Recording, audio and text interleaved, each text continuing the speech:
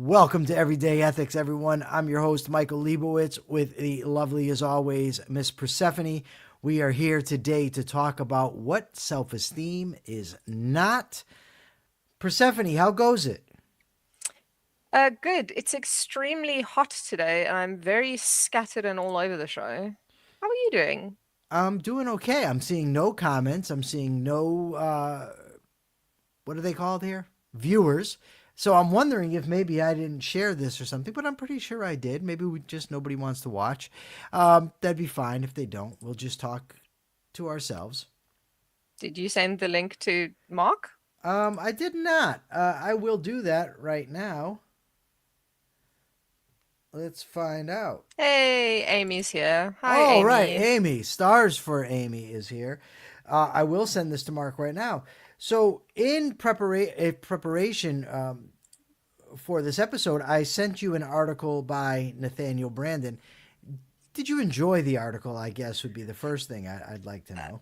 I did, but there were a couple of things in it, not that he had said, but quotes that made me want to rip my own hair out. But yes, it was a great. I enjoyed it. I thought it was good. It was very thought provoking. So I love this, what he says here. He says, self esteem is an experience. It is a particular way of experiencing the self. It is a good deal more than a mere feeling. This must be stressed. It involves emotional, evaluative, and cognitive components. It also entails certain action dispositions to move toward life rather than away from it, to move toward consciousness rather than away from it, to treat facts with respect rather than denial, to operate self responsibly rather than the opposite. I think that is just awesome.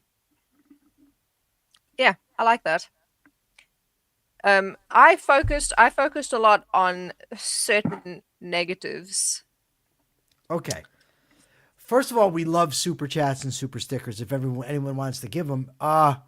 Wait a second here. I didn't do that. I put the right one on there. They No, switched you it do. back. No, I did. I put this on before. It switched back. I'm trying to tell you. It did. We have the goal, remember. I don't know how close we are. Persephone's got to keep track of that because, well, I'm just not that good at that sort of thing. To get me to wear the cat's headphones. But for starters, the idea that self esteem involves emotional, evaluative, and cognitive components. Yes, because it's a judgment of your own competence and your own worth. With that comes a positive feeling about yourself, but that judgment is based on your thinking, on the cognitions, what you've learned about yourself, about reality, about what you've learned about your own approach to reality. We're at $25 so far, $125 away. Um, We so can do it. that I believe in us. Oh, we could do it by Friday, sure. But he goes on to say self esteem is the disposition to experience oneself as being competent to cope with the basic challenges of life and being worthy of happiness. But I like the idea of moving towards something. So the first time I ever came across this was the psychiatrist Thomas Saz. He talks about people are either seekers or avoiders. They either seek things out or they try to avoid things. So what Branden talks about in this article is seeking out life. And I love the idea of just pursuing life, tackling life, trying to enjoy life, of seeking consciousness, of trying to be aware of everything, of seeking self assertiveness, seeking competence in this world. All wonderful, wonderful things. Which is exactly the opposite of what a lot of people do. A lot of people want to escape life. They want to switch their brains off. They want to go and hide in a TV show or a video game or whatever. They use those things to escape. They don't want to be alone with their thoughts. They don't want to ever have to think. They just want to, work, come home, sit in front of the TV, drift through life like mulch. Mulch doesn't drift. You know what doesn't drift either? Super stickers like the one we just got from Jeanette for $2. Thank you, Jeanette. Thank you. One step Um, closer to the goal. So one of the things that he said that I thought was really interesting, which I can now no longer find, is that we're not rational. What does he say? We're not rational by Rationality is nature. not, yeah, rationality is not automatic. Rationality Yes. is a choice. It's like Jim says here, self-esteem is a primary value, but values must be sought and earned. This includes reason. In order to be rational, we have to make the decision to think rationally, to be conscious of the world around us and the world inside of us. This is a task that we must embrace and we have to do if we ever want to gain self-esteem. Yes. I have nothing to add to that. That's true. Like most things, it is a task. It is not something that just happens. And so he says here that no issue is more important or basic than our cognitive relationship to reality. Yes, and that's exactly what we're talking about because we need to know that we can trust ourselves. We are our consciousness. So he says a consciousness cannot trust itself if, in the face of discomforting facts, it has a policy of preferring blindness to sight. No matter how bad the things that we see in ourselves are, we have to face them because otherwise we can't fix them. It's the equivalent if you're driving in a car and hear a noise and just say, I don't want to go for that. Or if the check engine light comes on, yeah, it's nothing. Evading it will not make it go away. I used to tell my father, you're old now. You're in your 60s. This was right before he died. And I said, you have to go and get your prostate exam, your colonoscopy. He said, well, I don't want to find out if there's anything wrong with me. But ignoring it will not make it go away. The only way you have a chance is if you face it. And it's the same thing with our own psychological things, our own emotional problems. If we will not face them, we can never conquer them. Robert Nasser with 499 says, you've got to be good to yourself, and being good, being virtuous is being good to yourself. Yes. Yes, Robert. And thank you, Robert, also. Yes, thank you. But I mean, this comes back to the escapism thing because we don't, you don't want to face the negatives, and it's also like one of the not consequences, one of the I'm gonna say consequences. It's the wrong word of like low self-esteem, right? If you Manifestations. You're looking for manifestations. that word. So if you can't look at anything negative about yourself without going into a complete tailspin, that's low self-esteem. Because if you can look at a negative about yourself and decide to work on that and not like go off the rails and go, oh well, I'm completely worthless, Well, then that's that's yes. And again, it's reciprocal causation, right? If we refuse to look, our self esteem goes down. The more our self esteem goes down, the harder it is to look. The harder it is to look, the more we don't look. The more we don't look, the worse it gets. But that also works the other way, right? If we have low self esteem, but we're willing to look at it, we raise our self esteem. The better we think and feel about ourselves, the more willing we are to look at those things, the more willing we are to alter them, the more our self esteem rises.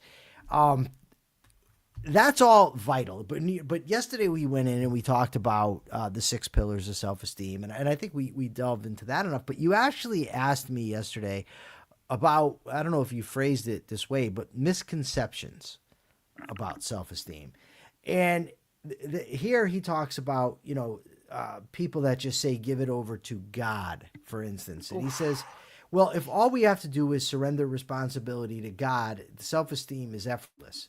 This is not a helpful message to convey to people, nor is it true. Of course, it's not true, right? Because if I make the decision not to be conscious, or if I make the decision that God is just going to fix everything, it's objectively not going to happen, right?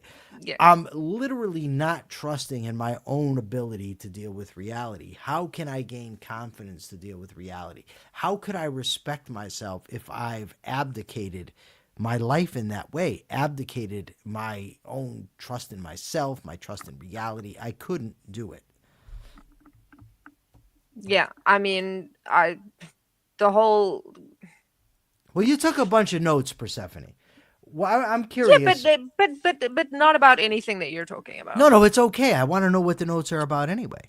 Okay, so here's what I was thinking when I was reading this. So one of the things that he says is allowing young people to believe they're better students than they are, right? Yes. This is in the section, I don't remember which section this is in.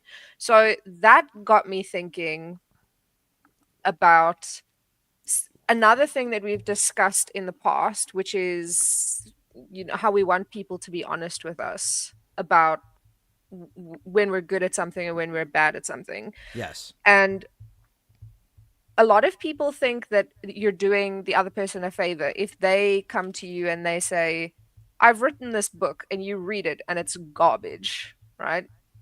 They think that they're doing you a favor by saying, no, it's good. But they're harming not just you by lying to you and sort of obscuring your view of reality, but they're harming themselves as well because you're damaging your own integrity. So you feel like you're doing someone a kindness by lying to them and making them feel better about themselves, but all you're doing is you're damaging yourself and the person that you're lying to. Even if you feel like that's the kind thing to do, it's not. You're not being kind to them. You're not being kind to yourself. You're not being honest with yourself. Or Yes. you're not. You are not acting in your own interest by deceiving the minds of others.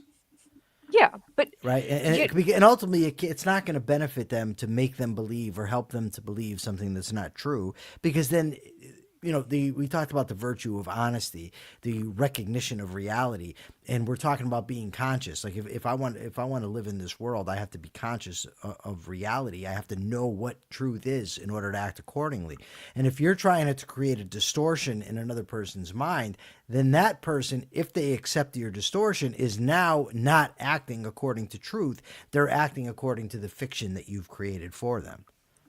yeah, but it's a challenging concept for someone who's maybe newer to trying to be ethical, right? Because Sure.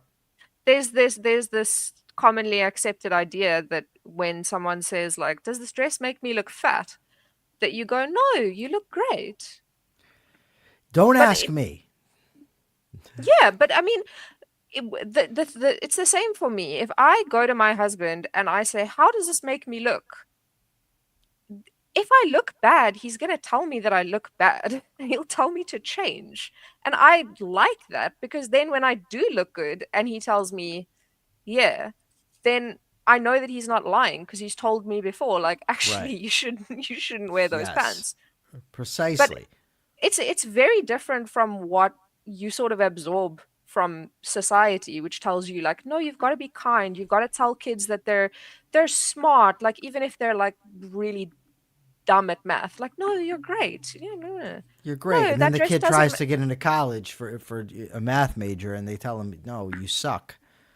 Yeah, your singing voice is so beautiful, and then they go on American Idol and make an absolute fucking fool of themselves. Like you've haven't helped them at Well, all. all I know is my mom always told me I was very smart and good looking, and I have to think that my mother was correct. That Uh, there's actually a shirt that says my mom thinks I'm awesome, so shut up. yes, yeah.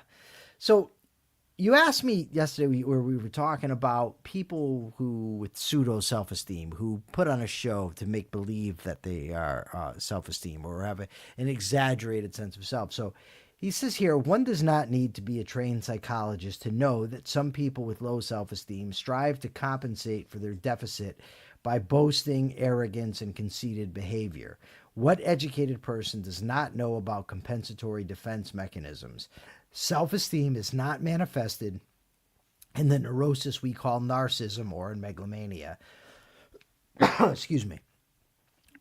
One has to have a strange notion of the concept to equate in self esteem the trailblazing scientist or entrepreneur moved by intellectual self trust and a passion to discover or achieve, and the terrorist who must sustain his high self evaluation with periodic fixtures of torture and murder. To offer both types as instances of high self esteem is to empty the term of any usable meaning. Today, we talked about the danger of blurring distinctions when we were on the Capitalist Corner. And this is another great example of doing that. Somebody that actually is confident in themselves does not feel the need to tell you how wonderful they are, incessantly. I'm great, I'm smart, I'm good looking. They do not get defensive when you challenge them.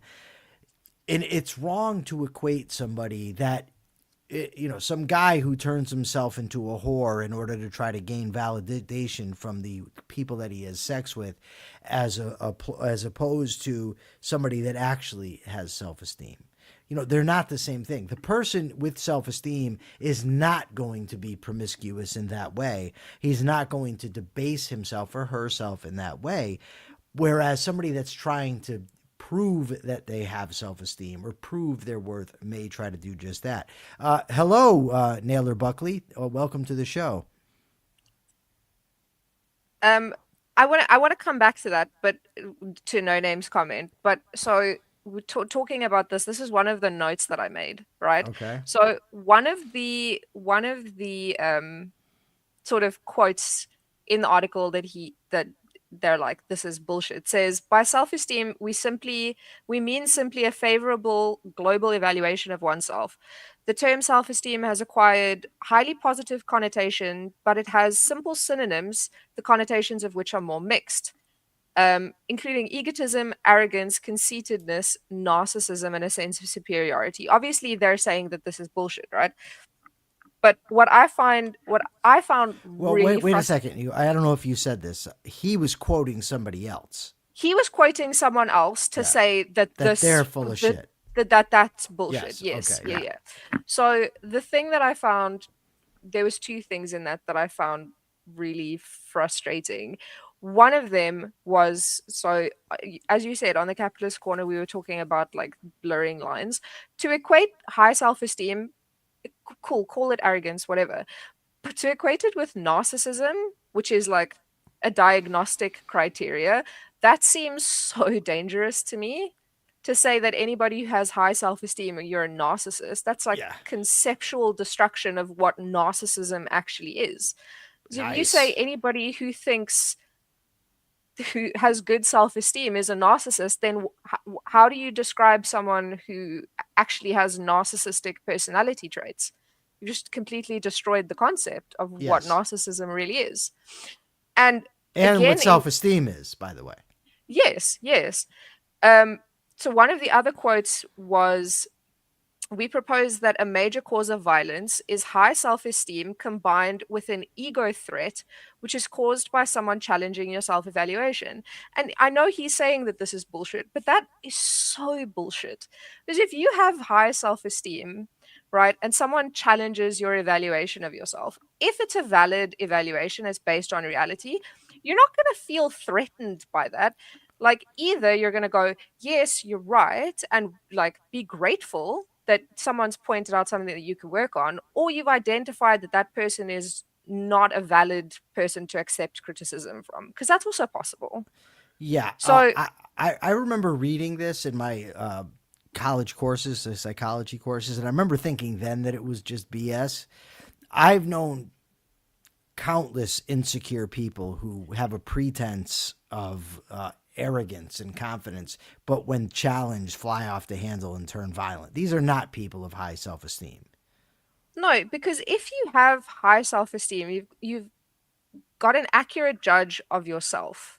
And then if someone does point out a flaw that you have or something that you can do better, there's no reason for you to fly off the handle about it. Right.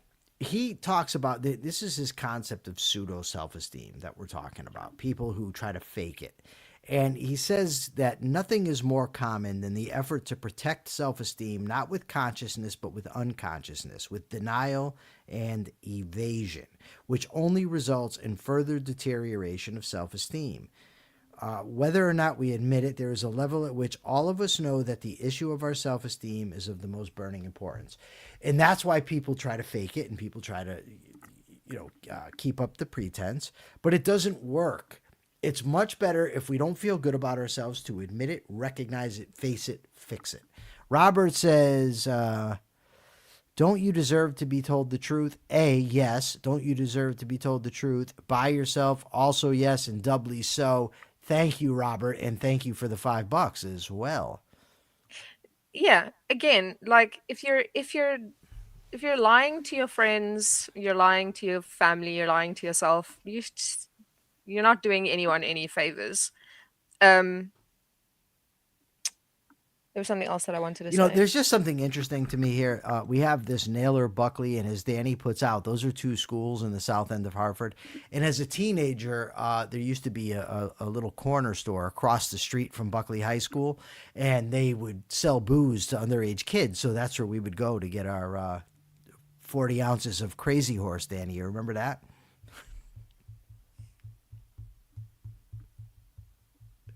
You could also get Night Train there, and I think Cisco, but I have no idea what either of those things are. Night Train and Cisco are basically like bum wine. Yes, on Elliott Street, at the corner of Elliott and Weathersfield Avenue. Yeah. Low self-esteem. You go buy your booze. I used to drink the booze, and I would temporarily gain confidence. Liquid courage. Yeah, they actually talk about that. Like that's the high that you feel when you drink alcohol. That's not self-esteem. That's just seriously, I had a thought and now I can't remember what it was. I've been so distracted. So Danny mentions Mad Dog 2020. Jeanette comes in with Boone's Farm. These are all bum wines. Like because it's like it used to be like $2. So that was like my jam. But do you know what we call it in South Africa? Just to derail this conversation entirely. What do you call it? Popsuck. Oh my God. So, in a box of wine, there's like a bag. Yeah. So that's they take it out of the box and it's just called Popsuck because it's like. All right. So we learned again why we don't want to live in South Africa. I remembered what I was thinking. St. Ives, yes. I think it's actually St. Ides. Not St. Ives. Fake it until you make it. Because you said something that made me think of that. Yes. You wanted to talk about fake it till you make it. But we want to deal with No Name's question too, but you wanted to elaborate first, right? Yeah, so she said, what about a little lie that kicks your self-esteem? But I feel like that almost ties into this fake it till you make it thing. This I don't think so. That I fell down. No. Well, it depends what we mean by fake it till we make it. If by fake it till we make it, Old English, now Danny's just going sick with these naming things we booze. used to drink. Yes. Philly blunts, Garcia Vega blunts. Yes. That's what we used to smoke the weed out of. But anyway, No Name says you tell someone they are good at something even if they are not, and you raise their self-confidence and they can become better. I am woefully opposed to that. I don't think it works. I think it's pseudo-psychology, and I think it's dangerous more than anything else. If the person is capable of it and you tell them they're capable of it, you're not lying to them. Yeah. If you tell them they're capable of something they aren't, then that cannot help. But also, like, when we talk about self-esteem, right, that doesn't come from external validation. Your self-esteem doesn't come from other people telling you that you're amazing. No, it shouldn't. It can't in the true nature of what we mean. So, but yes. I want to. So this fake it till you make it thing that you said, right? Yes. It depends what you're meaning. When I think fake it till I make it, what I'm saying is, okay, if I want to have a more positive attitude, let's say, yes. right? And I understand positive attitude. The external expressions of this are smiling, using positive language, and I do that knowing that that's what I'm doing because I want to build the habit of behaving that way. And internally, I'm working on my thinking to get it there. That's one thing. If I'm pretending to be something that I'm not, that's a totally different thing altogether. Okay, so let me explain to you the rabbit hole that I fell down. Okay, and then we're Because gonna get back to no name. But go ahead. I want you to yes. do this first, and then we'll get to her next Okay, question. so this is the rabbit hole that I fell down. Fake it till you make it is such a common platitude that you hear. Um, and when I'm talking about it now, I'm not talking about faking competence. I'm specifically talking about a lot of people say fake it till you make it when it comes to confidence, right? So there is a way that I think that the platitude can work. You're not lying, you're not really faking it. You're if you have this is going to be messy. If you have really low self-confidence, right? And you feel like you can't go out and about and be silly, or you can't ask for a promotion at work, there is an aspect there of like fake it till you make it, because you know that you should be assertive and you know that you should be confident and you are Yeah, it sounds to me, Persephone, like what you're saying is you do the right thing even when you don't feel like it. yes, because there's an aspect of like identifying a limiting belief that you have, like I am not worthwhile. Right. But for a while there, you are faking it. You're not faking competence. You're identifying that there's like a limiting factor.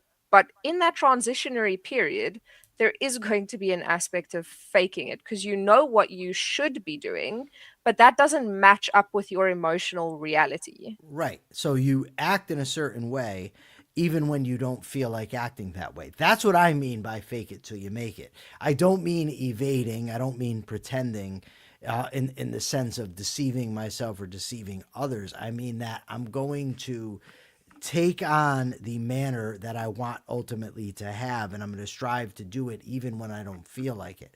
Um, so No Name says, but what are you good at when you're starting out? Well, nothing. But then if you can't be good at it by definition, No Name, then how is me telling you that you're good at it going to help? What I would say is try, maybe you'll be good at it. You're good at similar things. Maybe it's just not your cup of tea. And then I would say, well, maybe try something different. And But that is the honest approach to take.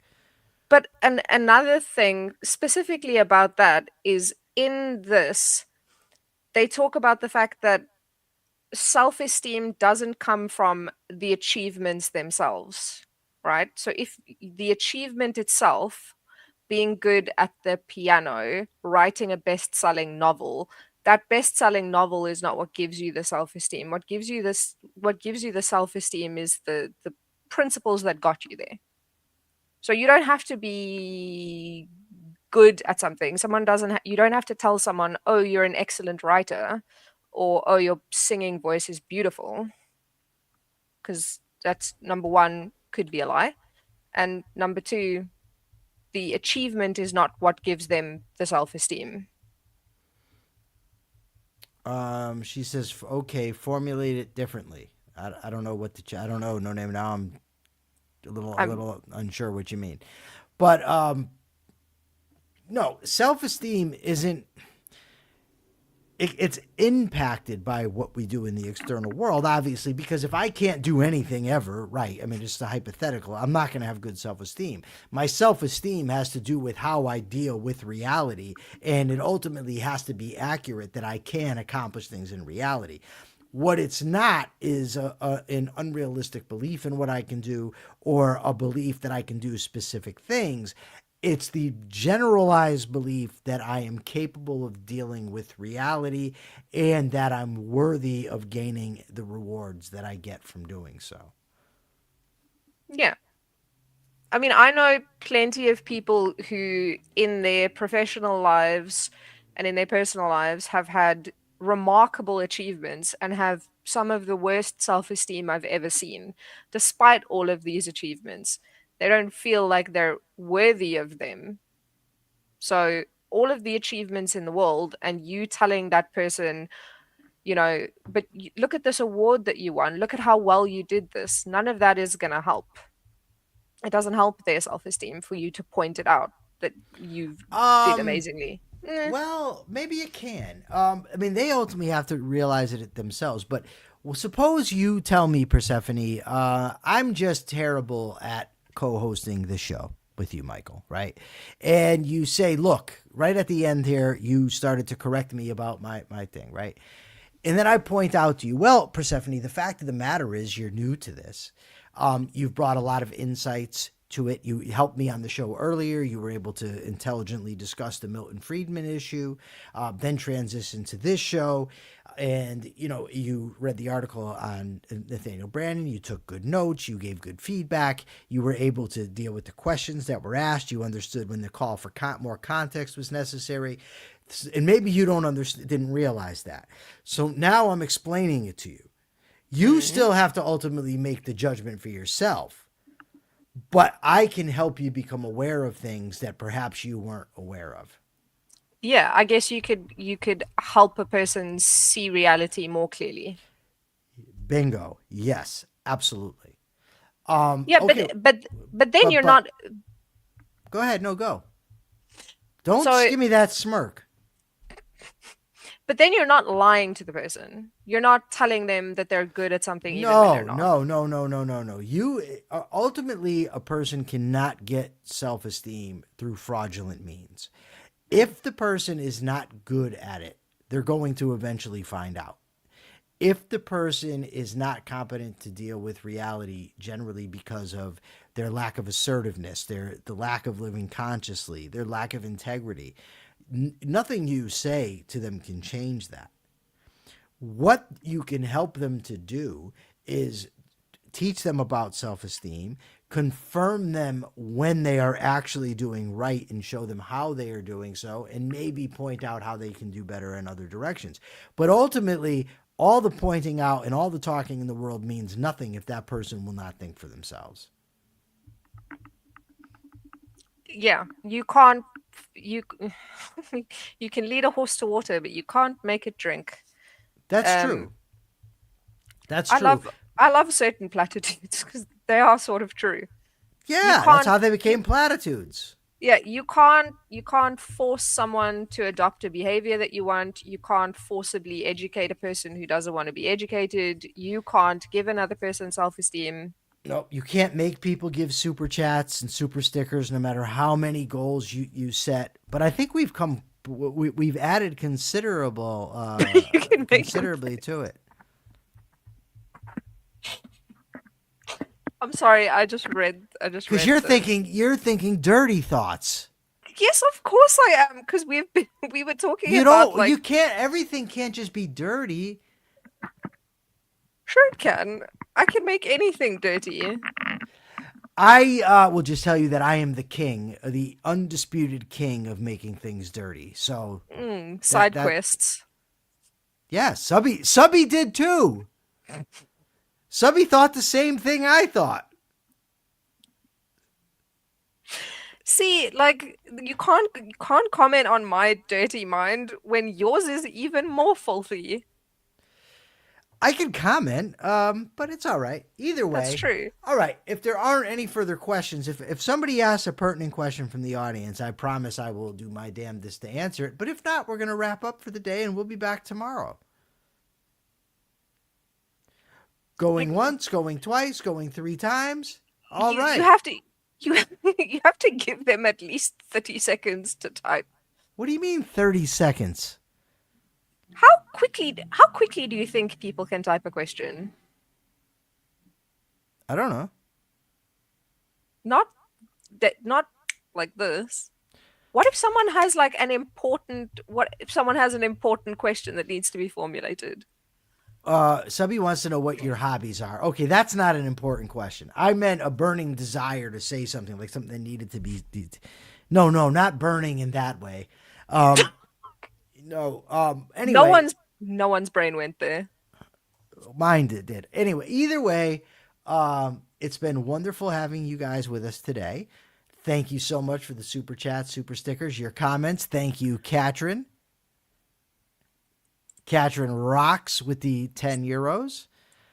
We are getting closer and closer. I don't yet know what the topic will be tomorrow, no name. Persephone's Perhaps hobbies. We're not gonna. No, no, no, no. We're not gonna talk dirty stuff on the show. Um, okay. So maybe send me in my DMs on one of these platforms. No, name a topic that you think we should talk about, and maybe we'll do that. Uh, or you can submit your questions at thecapitalistcorner.org, where we have a wonderful form that you can fill in. Yes. Also, in addition to today's episode of the Capitalist Corner, we have released a new interview that I did with Martin Fridson all about government interference in the economy. That's there. We're just lighting it up. Got all kinds of things going on. Appreciate you all. We'll see you tomorrow. Until then, be ethical.